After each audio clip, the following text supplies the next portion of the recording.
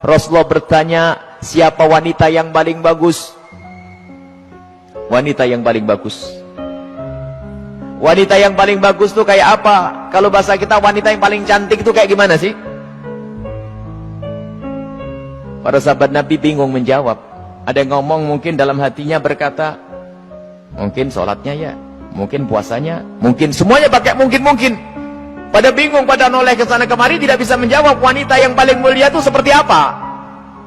Sayyidina Ali juga tidak bisa menjawab. Semuanya pulang ke rumah masing-masing. Sampai di rumah Sayyidat Fatimah Zahra, seperti kebiasaannya wanita solehah, kalau suaminya datang yang ditanya adalah dapat ilmu apa, bukan dapat duit berapa. Sayyidat Fatimah Zahra bertanya, wahai suamiku, apa yang kau dapat dari ayahanda? Apa yang kau dapat hari ini dari Rasulullah? Lah ini kalimat yang harus dibiasakan oleh para istri tuh. Bang, dapat ilmu apa? Kan begitu. Sayyidina Ali menjawab, kami dapat banyak, cuman kami juga dapat pertanyaan yang kami semua tidak bisa menjawab. Pertanyaan apa? Wanita yang paling mulia itu seperti apa? Wanita yang mulia itu seperti apa? Dijawab oleh Siti Fatimah Zahra, aku yang punya jawabannya. Apa? Dibisikkanlah di telinga Sayyidina Ali. Seketika itu wajah Sayyidina Ali berbinar-binar senang, wajahnya berseri-seri, mata berbinar-binar. Aku menemukan jawaban. Pasti aku nanti bakal dibanggakan oleh Rasulullah karena sudah punya jawaban. Di esok harinya ketemu lagi dengan Rasulullah. Siapa yang bisa punya jawaban? Para sahabat Nabi masih bingung. Tiba-tiba Sayyidina Ali berkata, kami punya jawaban ya Rasulullah. Siapa wanita yang paling bagus? Dijawab, wanita paling bagus adalah yang tidak pernah melihat laki-laki dan tidak pernah dilihat laki-laki. Rasulullah paham siapa yang ngasih tahu. Siapa yang ngasih tahu? Sayyidina Ali malu. Yang ngasih tahu tentu orang yang paling dekat denganmu ya Rasulullah. Sayyidat Fatimah Zahra yang membisikkan bahwasanya wanita mulia adalah yang tidak pernah melihat laki-laki dan yang tidak pernah dilihat laki-laki. Maknanya apa? Bukan tidak melihat seperti ini, maknanya apa? Kalau dilihat laki-laki nggak senang. Dan kalau ada laki-laki tidak penasaran, siapa itu? Oh hidungnya, oh bukan itu rendah. Dan wanita mulia adalah di saat dilihat laki-laki itu merasa tidak nyaman, bukan malah goyang pinggulnya yang dientakannya. Ini wanita-wanita rendah. Malu kalau dilihat. Kalau merasa ada laki-laki memperhatikan, merasa risih. Itu iman di dalam hatinya. Itu kemuliaan. Itu wanita mulia. Itu maksudnya. Bukan lalu menutup, tak boleh dilihat. Aku harus di kamar saja. Bukan. Keluar. Dengan cara yang wajar. Dengan mahram. Dengan kelombongan wanita. Dan danannya tidak pamer. Yang sederhana, akan tapi lihat di saat diperhatikan laki-laki merasa risih hatinya. Kalau semua yang ada di tempat ini merasa seperti itu, itulah pecinta Sayyidat Fatimah yang sesungguhnya. Sekarang rusak zaman. Wanita keluar semuanya pengen pamer apa yang ia miliki. Sudah begitu ngaku, aku pengikut Rasulullah. Aku sering hadir marhabanan. Maulid Nabi, ribuan manusia yang datang, aku insya Allah dapat syafaatnya Rasulullah. Tapi nggak nyambung dengan Sayyidat Fatimah Zahra.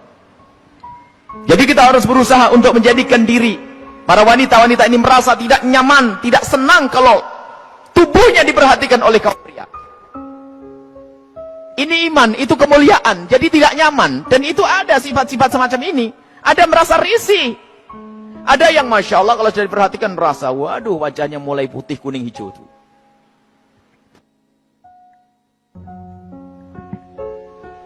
Ada kalau sudah diperhatikan laki-laki berubah semuanya. Mulai cara berjalannya, mulai cara ininya Masya Allah. Sampai cara ngomongnya di model-model. Pasti itu wanita yang tidak pernah kenal Sayyidat Fatimah Zahra. Dan ini maksudnya tidak melihat dan tidak dilihat itu adalah menjauhkan dari hatinya rasa senang pamer dan dananya. Sampai suara pun dijaga. Suara dijaga Sayyidat Fatimah Zahra, suara dijaga dan rasa malunya sangat tinggi Sayyidat Fatimah Zahra. Sangat malu, pemalu beliau itu. Pernah suatu ketika berada di teras rumah, bukan di teras, karena rumah jangan dianggap kayak rumah kita. Sebab rumah Rasulullah dengan Sayyidat Fatimah Zahra kalau digambarkan, kalau Masjid Nabawi ini segede ini dulu tuh. Masjid Nabawi kurang lebihnya seperti ini, seperti Masjid Taqwa ini sebelum dikembangkan. Jadi rumah Rasulullah itu, rumah Sayyidat Fatimah Tirza ada 5x5 di situ. Seberangnya ada rumahnya Sayyidi Aisyah, di belakangnya ada rumahnya Sayyidah Saudah. Kemudian nanti istri Rasulullah yang lainnya ada dijajar begitu. Jangan dianggap rumahnya di kampung sana, di kota sini, bukan. Jadi rumahnya hanya kecil-kecil begitu. Sehingga ada fitnah yang pernah disebar bahwasanya Siti Fatimah Zahra pernah ditendang Sayyidina Umar bin Khattab. Ini kan fitnah pada Sayyidina Umar. Memangnya nggak ada yang denger yang lainnya. Kecil begini, kalau sampai Siti Fatimah sampai jerit-jerit nangis pasti kedengaran. Ada ya sekelompok orang yang berdusta mengatakan Siti Fatimah Zahra meninggal karena dipukul oleh Sayyidina Umar bin Khattab, perutnya sampai keluar. Ini lucu cerita ini. Dipikir rumahnya itu di kampung sana ya, kampung sini, bukan. Itu loh rumah Siti Fatimah. Kalau ada di sekitar masjid ini, mepet. 5x5, 4x3, rumahnya itu rumah dipikir rumah kayak apa begitu, bukan. Jadi rumah Rasulullah dan semua keluarganya itu kalau dikumpulkan hanya 200 meter. Allah. Dan sangat sederhana. Lah itulah, suatu ketika Sayyidat Fatimah Zahra berada di depan kamar, di depan rumah bersama Asma binti Umais. Asma binti Umais itu adalah bekas istrinya Ja'far At-Tayyar. Di saat itu ada jenazah yang lewat. Dan di saat ada jenazah yang lewat, tiba-tiba Siti Fatimah menangis. Dan menangisnya nggak kira-kira. Sampai Asma ketakutan. Kenapa wahai binti Rasulillah, wahai putri Rasulullah, engkau menangis seperti itu, ada apa? Kenapa engkau menangis? Baru setelah reda bisa menjawab, aku menangis, aku nanti pasti akan mati. Tentu engkau akan mati. Engkau akan mati.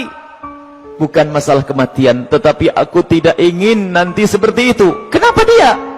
Lihat, semua orang yang meninggal akan diperlakukan seperti itu, dibungkus dengan kain kafan, lalu diangkat di kepalanya manusia, lekuk-lekuk tubuhnya terlihat. Alangkah malunya aku nanti jika aku mati, lalu diangkat di atas kepala manusia, lalu lekuk-lekuk tubuhku terlihat. Oh, mikir lekuk tubuhnya. Subhanallah. Setelah mati itu yang digambarkan, bukan waktu hidup. Ini ngaku pecinta Fatimah Zahra, ngaku pecinta Sayyidat Fatimah Zahra, tidak pernah merasa risih lekuk tubuhnya dilihat orang. Jadi Siti Fatimah Zahra itu merasa malu kalau nanti dilihat setelah meninggal. Lalu Asma bercerita, wahai Fatimah, waktu aku di Habasyah, aku melihat ada orang itu, kalau ada orang meninggal, itu dibuatkan satu kotak, kemudian mayat dimasukkan ke dalam kotak, kemudian ditutup pelepah korma, sehingga tidak kelihatan itu. Kalau bahasa kita keranda. Mendengar jawaban seperti itu, Sayyidat Fatimah Zahra sangat senang dan menyambut dengan kegembiraan. Asma, aku berwasiat, kalau aku mati nanti, tolong dibuatkan aku seperti itu. Dan akhirnya setelah Sayyidat Fatimah Zahra meninggal, Asma sendiri yang membuat untuk Sayyidat Fatimah Zahra. Dan inilah di dalam sejarah disebutkan bahwa pertama kali orang pakai keranda di dalam Islam adalah Sayyidat Fatimah Zahra. Bukan masalah pertamanya, tapi kita harus tahu maksudnya apa. Ini loh yang penting. Maksudnya adalah menjaga kehormatan. Padahal juga nggak apa-apa orang mati, kelihat auratnya pun tidak dosa. Orang meninggal tidak ditanya lagi oleh Allah, akan tapi rasa malunya Sayyidat Fatimah Zahra sampai menghantarkan beliau untuk berwasiat kalau meninggal nanti agar dibuatkan yang demikian ini. Dan termasuk wasiat yang lainnya apa? Agar dikubur di malam hari. Tidak ingin, masih ingin, takut kalau dilihat oleh orang. Inilah Sayyidat Fatimah Zahra. Jadi rasa malunya luar biasa. Dan ini pendidikan dari Rasulullah SAW. Memang kita harus banyak mencontoh beliau. Rasa malu ini mahal. Kalau sudah malu ini dicabut dari seseorang, maka semuanya akan dilakukan dari keharaman. Rasa malu ini kemuliaan, malu yang sesungguhnya. Malu kepada Allah, malu kita melakukan kemaksiatan. Dan malunya seorang wanita itu adalah kemuliaan. Siti Fatimah adalah suri toladannya.